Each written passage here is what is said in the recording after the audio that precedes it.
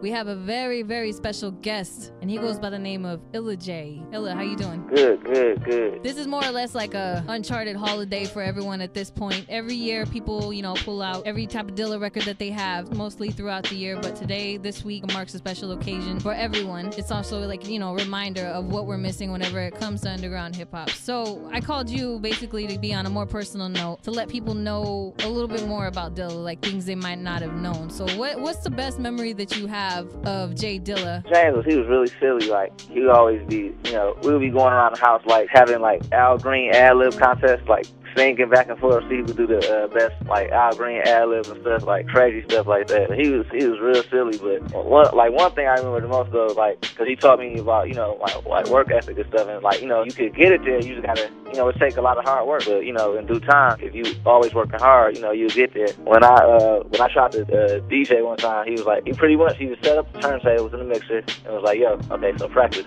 And that was it. That was all he showed me. Like, now practice.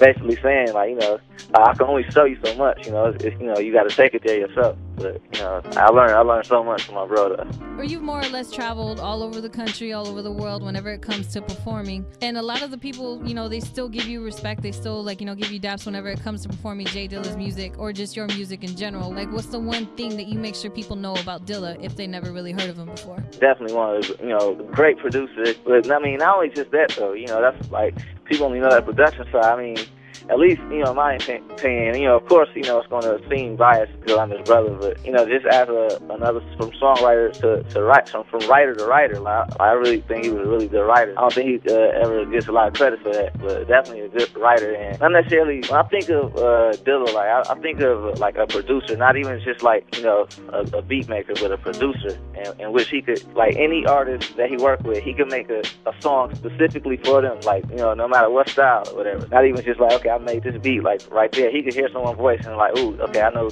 what kind of groove I could put under, under there. And definitely, like, a great producer, songwriter all around, DJ, MC, like, he was killing it. I mean, he was just being real, like, regardless if he, gets a crazy acclaim and all that, he fought work ethic and banger after banger, like, consistency. What do you think you would say about the production tip of a lot of people nowadays? There's some people that are being more or less, I guess you could say, compared to him. What do you think you would say about that? Like, when I think about it, I mean, he never really thought about it that much. I mean, of course, like, somebody, like, just, like, literally just biting him, he'd be like, but, I mean, at the same time, it's like, in a sense, it's a compliment that, someone being influenced by, your music. But, I mean, at the end of the day, like, he never really thought about it that much. So I remember it was certain tracks that came out, I'll say, and, people would be telling, like, yo, man, like, listen to that track, man. That sound like you. I thought that was you. And then he'd be like, nah, that was me. And he'd listen to it, like, oh, yeah, okay, I hear the shake, kind of, that sounds like, but other than that, he never paid attention to it too much because he was always working. He was always working on new stuff, so it didn't even really matter to him. He wouldn't even be thinking about that. He probably, be in a whole nother world making tracks right now. If there was, like, anything that you could tell him at this point, use the airwaves to do it with, what would you say to Dilla? Did you hear that last beat I made? You hear that beat I made the other night? Yeah. Yeah, and I think he would laugh.